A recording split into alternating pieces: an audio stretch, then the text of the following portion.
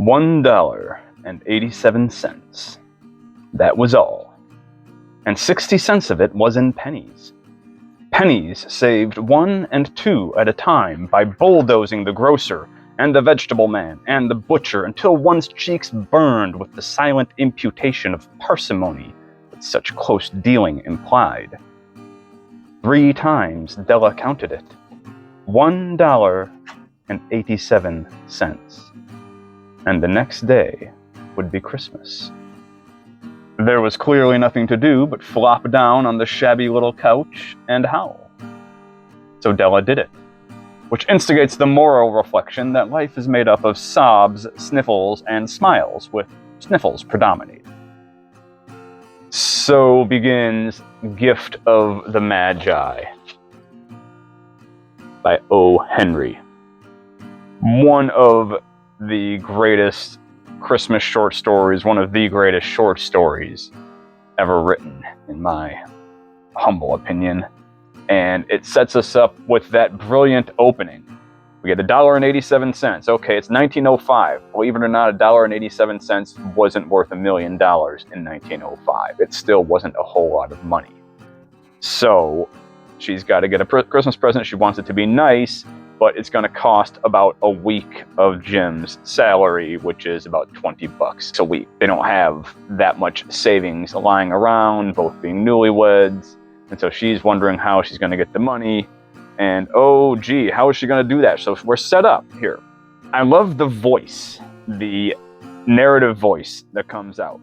Because we get the idea that Della's ashamed to be such a hard bargainer at the grocery store when she's just trying to get a deal, just trying to scrape together some money, some savings, so that she can buy a nice Christmas present. And she's got 60 cents worth of pennies.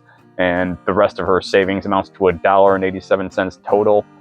And so we get a very clear characterization of Della. She's young and she's very emotional, prone to emotional outbursts. So she flops down weeping. But I like the fact that she doesn't stay there long. In the meantime, the narrator, we have an omniscient narrator here that steps right outside of the scene to morally reflect on the scene. The voice of the storyteller. The storyteller is a character in the story, even if we never see or hear him directly. He, it, she, whoever is telling us the story is providing a perspective. It's not just a neutral point of view, which instigates the moral reflection that life is made up of sobs, sniffles, and smiles, with sniffles predominating. So kind of morally reflecting on life and how, what's our most common emotional state? Well, he might be right. And as a storyteller, he then takes us by the hand and he guides us in a different direction. While the mistress of the home is gradually subsiding from the first stage to the second, take a look at the home. A furnished flat at $8 per week. It did not exactly beggar description, but it certainly had that word on the lookout for the mendicanting squad. In the vestibule below was a letterbox into which no letter would go, and an electric button from which no mortal finger could coax a ring. Also appertaining thereunto was a card bearing the name Mr. James Dillingham Young. So, we now know who the couple is. They are very young. We find out in the next paragraph that James had been making $30 per week, but now they were thinking of getting rid of the Dillingham from the name simply because he's making a measly $20 per week. But whenever Mr. James Dillingham Young came home and reached his flat above, he was called Jim and greatly hugged by Mrs. James Dillingham Young, already introduced to you as Della, which is all very good. Love the storyteller's perspective there, which is all very good. He's giving us his own, obviously, slanted point of view. There's a little bit of an ironic tone there, but not in a sarcastic way, right? It's something that we are supposed to kind of join in the celebration here. Celebration of these small people dealing with a small problem, is yet making such a great story out of such a seemingly insignificant event. Della finished her cry and attended to her cheeks with the powder rag. She stood by the window and looked out dully at a gray cat walking a gray fence in a gray backyard. Tomorrow would be Christmas Day, and she had only $1.87 with which to buy Jim a present. So notice the juxtaposition of imagery there. We've got a gray cat on a gray fence in a gray backyard, and tomorrow's Christmas Day, and everything's gray. That's the feeling, that's the mood that Della is in right now, not having the money to buy the Christmas present that she wants to buy for her new husband.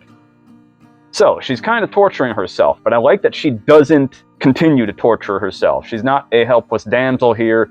She gets over her kind of emotional outburst, and she takes action. Suddenly she whirled from the window and stood before the glass. Her eyes were shining brilliantly, but her face had lost its color within 20 seconds. Rapidly she pulled down her hair and let it fall to its full length. Now there were 2 possessions of the James Dillingham Youngs in which they both took a mighty pride. One was Jim's gold watch that had been his father's and grandfather's. The other was Della's hair. Had the Queen of Sheba lived in the flat across the air shaft, Della would have let her hair hang out the window someday to dry, just to depreciate Her Majesty's jewels and gifts.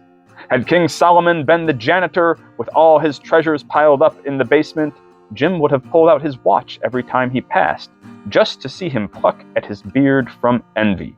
So this is our setup now. We know who these people are.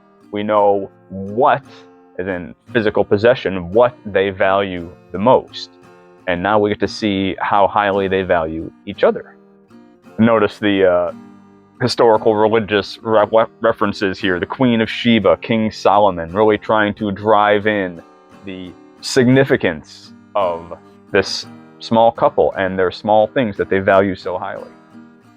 So what does Della do? Well, you can probably guess. You may have heard some version of the story yourself at some point. You may have even read this one. She goes to a wig maker and she sells her hair, and she's able to make how much for her hair? Well, $20, which is, again, the same amount that James is making per week, his full-time job. So that's not a bad day's work, I guess, although you could call it years' work in the making to grow that much hair, ergo why it's so valuable. And then once Della has the money, she goes out shopping for Jim. And of course, what is she going to find? She wants to find the best thing she can for him. She found it at last. It surely had been made for Jim and no one else. There was no other like it in any of the stores, and she had turned all of them inside out. It was a platinum fob chain, simple and chaste in design, properly proclaiming its value by substance alone and not by meretricious ornamentation, as all good things should do. It was even worthy of the watch. As soon as she saw it, she knew that it must be Jim. It was like him. Quietness and value, the description applied to both. $21 they took from her for it, and she hurried home with the 87 cents. With that chain on his watch, Jim might be properly anxious about the time in any company. Grand as the watch was, he sometimes looked at it on the sly on account of the old leather strap that he used in place of a chain. So, we have the full setup now. Della has sold her most prized possession, her hair, to get a compliment to Jim's most prized possession, his watch. So now we just need to follow Della as she goes home, tries desperately to fix the wreck that is left on her head, ends up looking like a chorus girl, as she describes herself. But oh, what could I do with $1.87? Please, God, make him think I am still pretty. She's just worried about that. She's hoping that he's not mad at her for what she did here. And Jim stopped inside the door, as immovable as a setter at the scent of quail. His eyes were fixed upon Della, and there was an expression in them that she could not read, and it terrified her. It was not anger, nor surprise, nor disapproval, nor horror, nor any of the sentiments that she had been prepared for. He simply stared at her fixedly with that peculiar expression on his face. So, Della goes to him, tries to get him to say Merry Christmas. Jim responds like an idiot. "You've cut off your hair?" asked Jim laboriously, as if he had not arrived at that patent fact yet, even after the hardest mental labor. "Cut it off and sold it," said Della. "Don't you like me just as well anyhow? I'm me without my hair, ain't I?" Jim looked about the room curiously. "You say your hair is gone?" he said with an air almost of idiocy.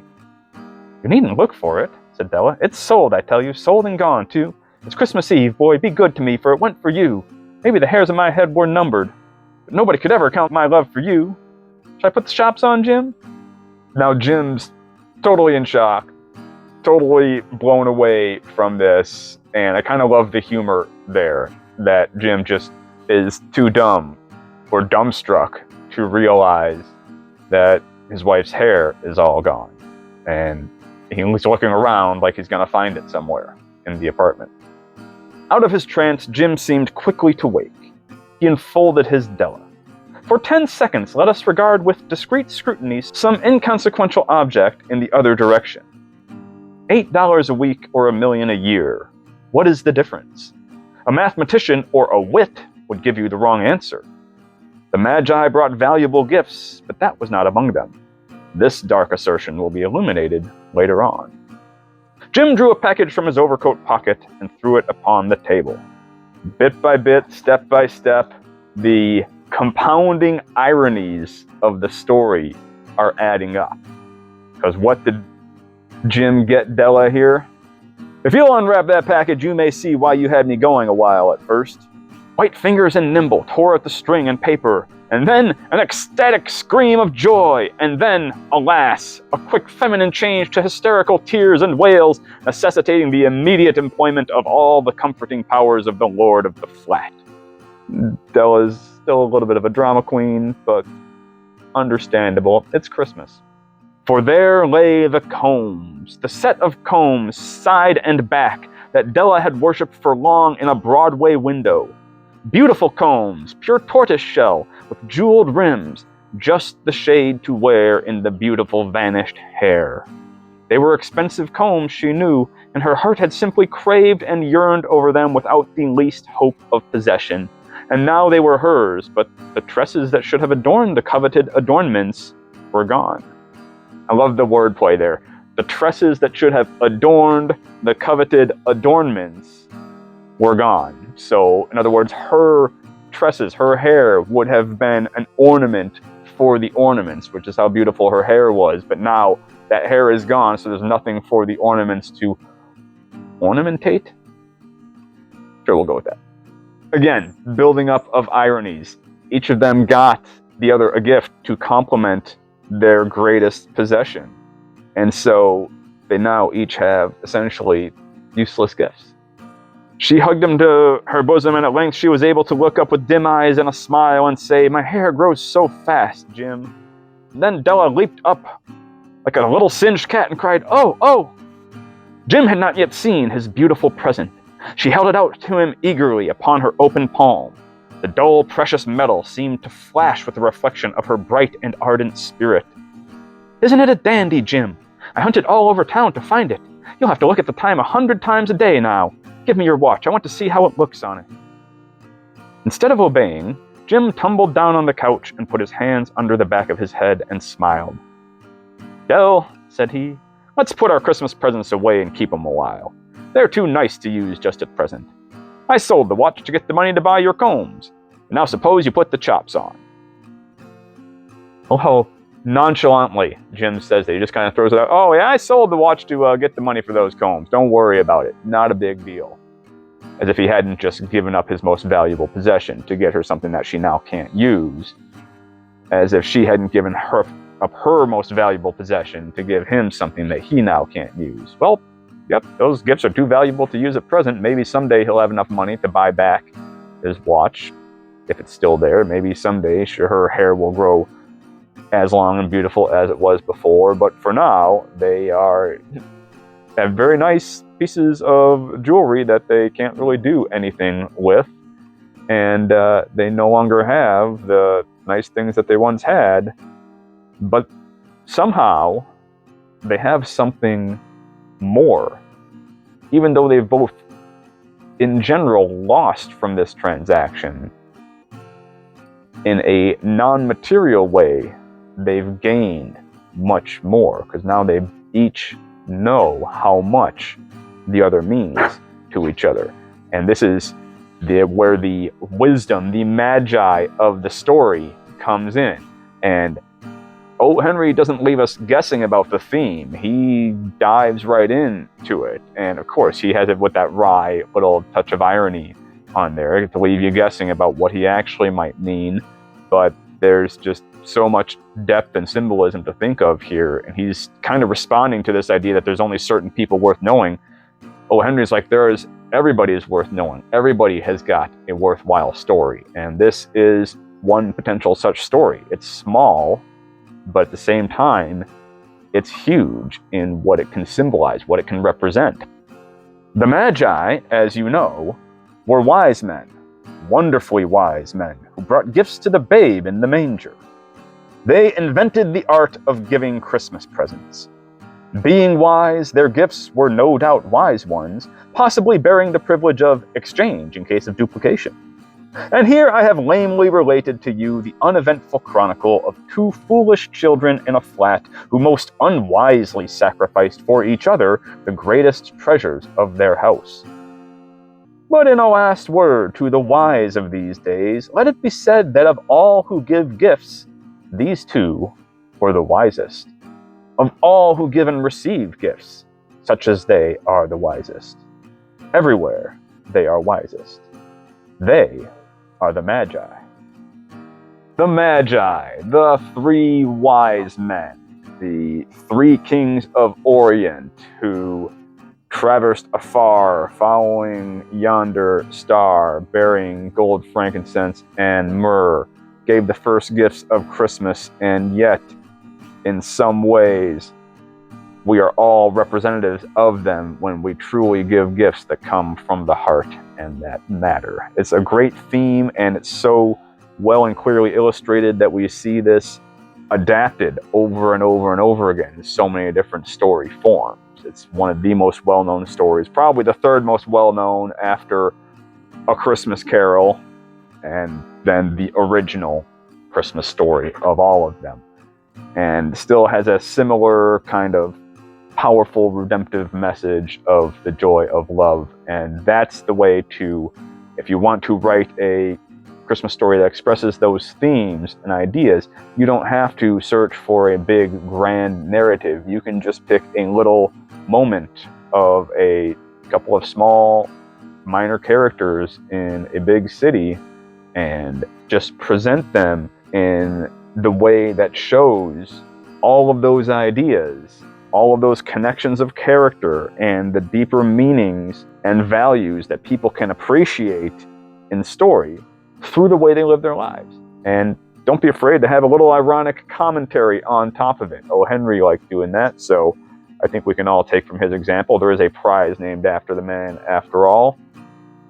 I hope you guys are having a Merry Christmas, and I hope you get and give what you truly desire this Christmas, or this Hanukkah, or whatever you happen to celebrate, or just you're having a good December and that others are treating you nicely and you're treating them well as well. And until next time, good luck and good writing. Peace on earth. You want to say goodbye? Want to say goodbye to the peoples? Say goodbye to the peoples? His name is Winter, by the way. Very aptly named. Pup, pup.